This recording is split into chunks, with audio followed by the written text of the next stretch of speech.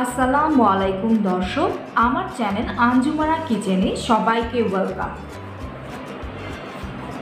আজকের পর্বে আমি আপনাদেরকে খুবই সিম্পল ডিম কিমার চপ তৈরি করে দেখাবো। এগুলো কোনো হোটেল কিংবা রেস্টুরেন্ট স্টাইলে নয়, এগুলো হচ্ছে আমার নিজস্ব স্টাইল। আমি যেভাবে সবসময় ঘরে তৈরি করে থাকি সেভাবে। আশা করছি রেসিপিটি আপনাদের ভালো লাগবে। চলে যাচ্ছি পুরো রেসিপিতে। আমি এখানে হাফ কেজি আলু সিদ্ধ করে নিয়েছি। খেয়াল রাখবেন সিদ্ধটা এমনভাবে করবেন যেন আলুটায় কোনো অতিরিক্ত পানি না থাকে। পানি ছেঁকে শুকিয়ে নেবেন। খোসা ছাড়িয়ে আলুটাকে ভর্তা করে নিতে হবে। আলুগুলো ভর্তা বা ম্যাশ করা আমার হয়ে গিয়েছে। এখানে আমি নিয়েছি কিছু ধনেপাতা কুচি। এই ধনেপাতা কুচির সাথে আমি কিছু পেঁয়াজ বেরেস্তা ঢেলে নিচ্ছি। এই পেঁয়াজ বেরেস্তা এবং ধনেপাতা কুচি দিয়ে আমি আলুটাকে ভর্তা করব আবারও। আমি আমার কাজের সুবিধার্থে এই পেঁয়াজ বেরেস্তাগুলোকে হাত দিয়ে গুঁড়ো করে নিয়েছি যাতে আলুর সাথে খুব ভালো করে মিশতে পারে। এই আলু ভর্তায় যারা ধনেপাতা অ্যাভয়েড করতে চান করতে পারেন, তবে আমার কাছে মনে হয় ধনেপাতার ফ্লেভারটা খুবই ভালো লাগে, এজন্য আমি এটাতে ধনেপাতা দিয়েছি। এবার এই মিশ্রণটাতে আমি কাঁচামরিচ কুচি দিয়ে দিচ্ছি। এটা যার যার ঝাল স্বাদ অনুযায়ী। আমি দিয়ে দিচ্ছি কোয়ার্টার চামচ পরিমাণ গোলমরিচের গুঁড়ো, দিয়ে দিচ্ছি হাফ চা চামচ পরিমাণ টেস্টিং সল্ট, লাগছে স্বাদ মতো লবণ, দিয়ে দিচ্ছি কোয়ার্টার চামচ পরিমাণ শাহি গরম মশলা। এবার এই মিশ্রণটায় আলুর সাথে মিশিয়ে খুব ভালো করে আমি ভর্তা করে নিচ্ছি। ডিম কিমার চপ তৈরি করার জন্য আমরা পেঁয়াজ বেরেস্তা ব্যবহার করেছি, তবে কাঁচা পেঁয়াজ দিয়ে করতে যাবেন না, এতে করে আলুর চপটা খুব বেশি একটা টেস্ট লাগে না। তবে এটা একদমই আপনার ইচ্ছা, আপনি চাইলে কাঁচা পেঁয়াজ দিয়েও করতে পারেন। আমি এখানে 1 চা চামচ পরিমাণ মাস্টার্ড অয়েল ব্যবহার করছি। আপনারা চাইলে এক্ষেত্রে ঘি ব্যবহার করতে পারেন। সরিষার তেল বা মাস্টার্ড অয়েল এটা ব্যবহার করলে চপের ফ্লেভারটা অনেক ভালো আসে। এখানে আমি 3টা ডিম নিয়েছি। ডিমগুলো কিন্তু হার্ড বয়েল করে নিতে হবে, ভেতরের কুসুমটা যেন নরম না থাকে। এবার ডিমটাকে আমি নাইফ দিয়ে ছোট ছোট টুকরো করে কিমা করে নিচ্ছি।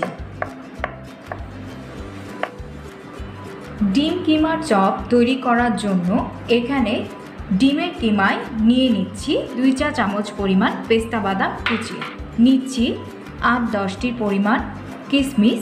এবার পুর তৈরি করার জন্য নিচ্ছি পেঁয়াজ কুচি এবং সামান্য কাঁচামরিচ কুচি, দিচ্ছি স্বাদ মতো লবণ। এরপরে হালকা হাতে পুরটা তৈরি করে নিচ্ছি। এবার চপ তৈরি করার জন্য সব কিছু রেডি। এখন চপ তৈরি করার জন্য প্রয়োজন মতো আলুর মিশ্রণ নিয়ে নিতে হবে।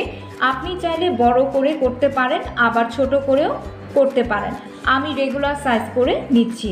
ডিমটাকে ঢেকে নেওয়ার জন্য যতটুকু আলুর দরকার এভাবে ডিমের কিমা বসিয়ে দিয়ে এরপরে মার্জিলা চিজ দিয়ে দিচ্ছি ডিমের কিমার উপরে। চারপাশ থেকে আলুর অংশটাকে এনে ডিমের কিমার অংশটুকু ঢেকে নিতে হবে। খেয়াল রাখতে হবে ডিমের কোনো অংশ যেন বের না হয়ে থাকে। আমি এভাবে ওভাল শেপ করে নিয়েছি। আপনারা চাইলে লম্বা শেপ করেও নিতে পারেন, আপনাদের যেভাবে ভালো লাগে সেভাবে করে শেপ দিয়ে ডিমের কিমার চপ তৈরি করে নেবেন। এখন চপের বাইরে কোটিংটার জন্য আমি নিয়েছি 2টা ডিম, এর মধ্যে সামান্য একটু লবণ দিয়ে নিলাম। এখন এটাকে খুব ভালোভাবে ফেটিয়ে নিচ্ছি। এবার একটা একটা করে ডিমের কিমার চপ নিয়ে ডিমের মধ্যে খুব ভালোভাবে চুবিয়ে নিতে হবে, কোনো অংশ যেন ফাঁকা না থাকে। এটা খেয়াল রাখতে হবে, ফাঁকা থাকলে তেলের ভাজার সময় চপটা খুলে যাবে। এবার সরাসরি এটাকে ব্রেড ক্রামে নিয়ে ভালোভাবে চারিপাশ ঘুরিয়ে নিচ্ছি। এভাবে করে প্রতিটা চপ তৈরি করে নেওয়ার পরে ভেজে নিতে হবে। তেলটা গরম হয়েছে কিনা তার জন্য সামান্য লবণের ছিটা দিয়ে চেক করে নিচ্ছি। দেখতে পাচ্ছি তেলটা যথেষ্ট পরিমাণ গরম হয়েছে। ডুবো তেলে দিয়ে দিচ্ছি চপ। ভাজার জন্য অবশ্যই ডুবো তেল ব্যবহার করতে হবে। তেলের পরিমাণটা একটু বেশি নিলেই ভালো, এতে করে চপটা বারবার উল্টাতে পাল্টাতে হয় না। আর যখন চপ ভাজবে তখন একসাথে অনেকগুলো চপ ভাজতে যাবেন না, তাহলে কিন্তু একটা আরেকটার সাথে খোঁচা লেগেও ভেঙে যেতে পারে। বারবার উল্টাতেও যাবেন না, তাহলেও কিন্তু চপ ভেঙে যেতে পারে। চুলার আঁচটা মিডিয়াম টু হাই করে চপগুলো ভেজে নিচ্ছি। যেহেতু আলুটা সিদ্ধ করা, তাই এটা কিন্তু বেশি আঁচে ভাজলেও কোনো সমস্যা নাই।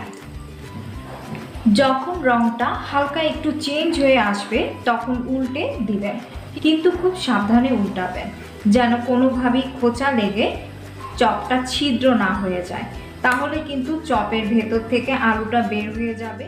ব্যাস, হয়ে গেল আমার ডিম কিমার আলুর চপ।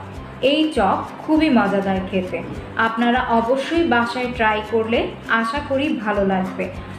আপনাদের কোনো মতামত থাকলে অবশ্যই আমাকে কমেন্ট করে জানাবেন। ভিডিওটি ভালো লাগলে লাইক এবং শেয়ার করুন, যাতে আপনাদের ফ্রেন্ড ফ্যামিলি ভিডিওটি দেখে উপকৃত হতে পারে। আর আমার পাশে থাকার জন্য অবশ্যই আমার চ্যানেলটি সাবস্ক্রাইব করবেন। সবাই অনেক ভালো থাকবেন। আল্লাহ হাফেজ।